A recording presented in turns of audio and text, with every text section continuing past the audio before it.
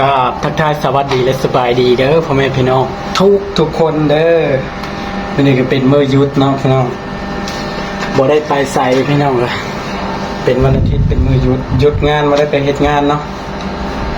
ก็เลยอาบน้ำแต่งตัวหน่อยนึงพี่น้อง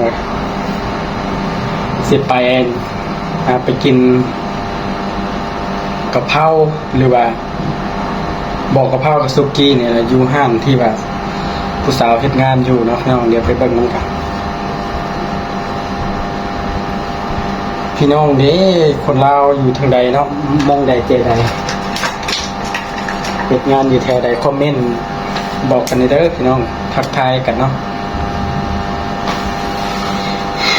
นี่ใส่แว่นตากันแดดกันนำแต่สิ่งที่สำคัญก็คืออย่าลืมกดติดตามกดไลค์กดแชร์กันเด้อพี่น้องเพื่อเป็นกำลังใจให้กันเนาะ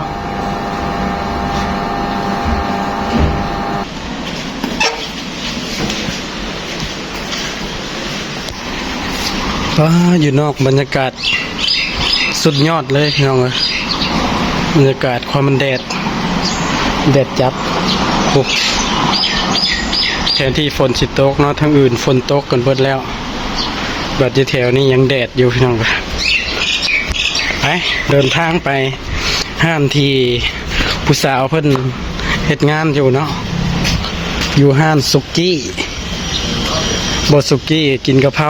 ประมาณนี้แหละอันนี้ก็คือกำลังย่างออกจากซอยหอผักเนาะพี่น้องโอ้อยู่ข้างนอกนี่แดดร้อนจัดขนาดพี่น้องเอ้ยเป็นจังใดเด้อยู่ทางฝั่งลาวเฮาเนาะ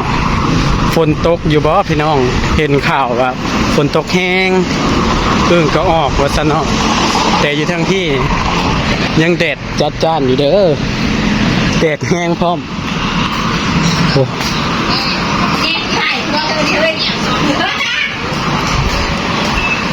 ตอนนี้ก็กำลังย่างไปหานสุกี้กับท่าหอมเนาะอยู่ซอย5พุ่นแหละโอ้ยแดดแห้งหลายแดดจัดจ้านหลายเนาะ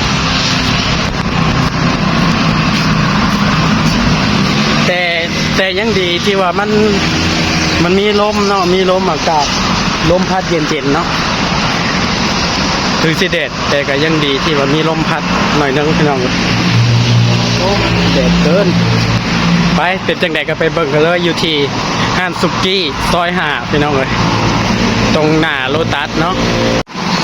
ในที่สุดก็มาฮอดเป็นที่เรียบร้อยแล้วร้านสุกี้เนาะอยู่ที่ตรงหน้าโลตัสพี่น้องเลยโอ้ความมันแดด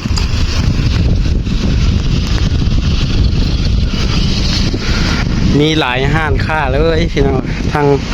ห้านสุกี้ก็ท่าหอมมาละห้านไก่ห้านน้ำเนาะแต่ว่ายังไม่ได้เปิดอย่างนี้นี่มาฮอดโอ้ยฮอดเด้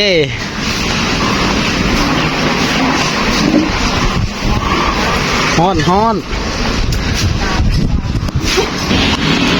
มีเมนูอะไรนะหมูไก่ทะเลรวมเอาทะเลรวมโอเค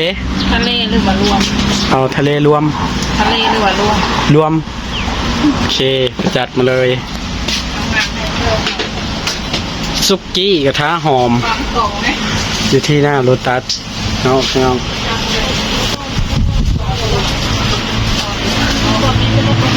พนักงานก็มีอยู่2คนเนาะเซฟคนหนึ่งหายไปแล้วนี่พี่น้องมาเบิกเซฟเนาะกำลังเฮ็ดเมนูทะเลรวมพี่น้องทะเลรวมนี่เอาไข่ลงไปแล้ว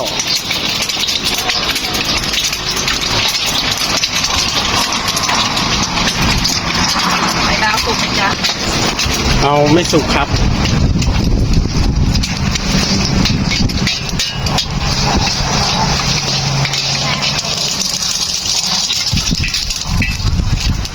อ๋อนี่คือเสร็จแล้ววะจ้ะ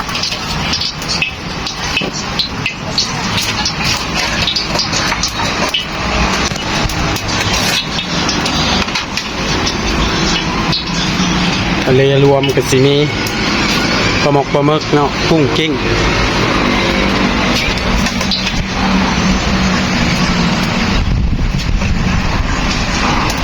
ทะเลรวมแต่ถ้าทะเลรวมคือจะมีแต่ทะเล อ๋ออ๋อรวมกันต่างหากทะเลรวมกันต่างหากบ่ ทะเลก็จะมีแค่ปลาหมึกกุ้งแต่รวมก็จะมีไก่หมูด้วย อ๋อ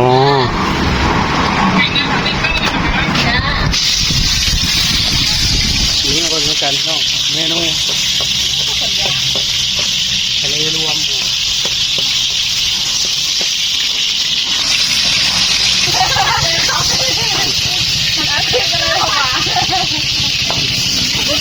มวยนั่งเลยครับ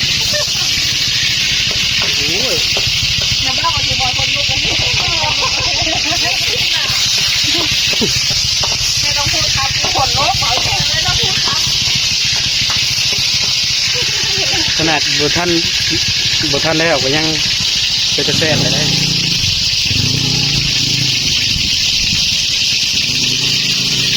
ไม่ได้ตัดข้าวเลย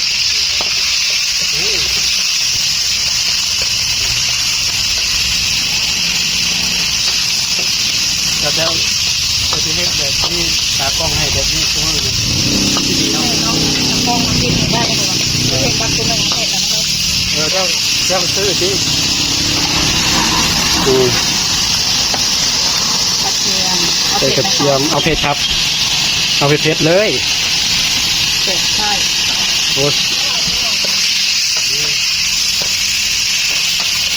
ทะเลรวมนะเอาบักพริกกระเทียมลงไปแล้วเนาะ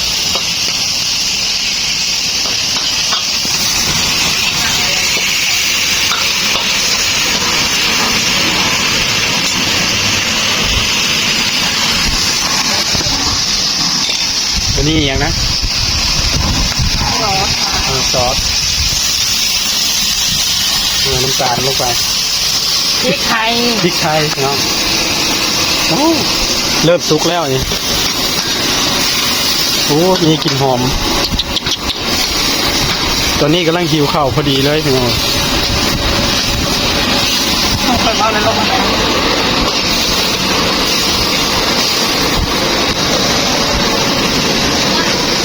นี่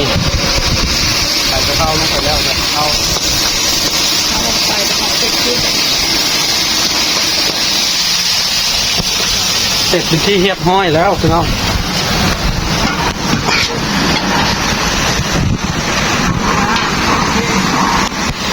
เอาตักข้าวใส่จาน ข้าวยูนิคา เอาโบราณไปไหนก็ได้ เอาธรรมดาเลย ข้าวยังไงอยู่แล้ว โอเคนี่แล้วพี่น้องน่ากินจังเลยเป็นตะแซ่บ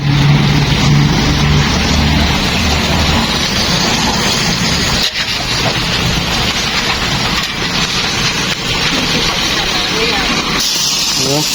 ไข่ดาวกะเพรา เอามาจ้า นี่ แซ่บแซ่บ สุดยอดมาก แซ่บมา โอเค ขอบคุณครับ ต้นหอมเปล่า เอา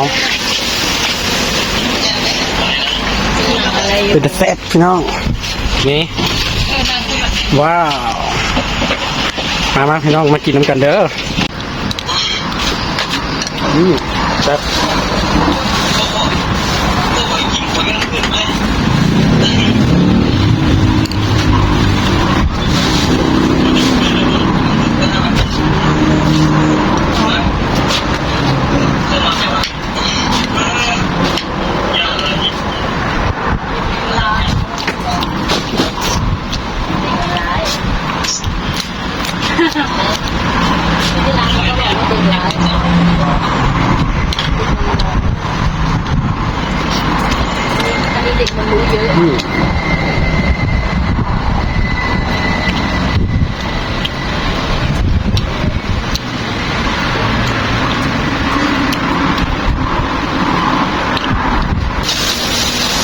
เคสน้องเอ้ยสมัยก็อย่าลืมกดไลค์กดแชร์กดติดตามด้วยเด้อบ๊ายบาย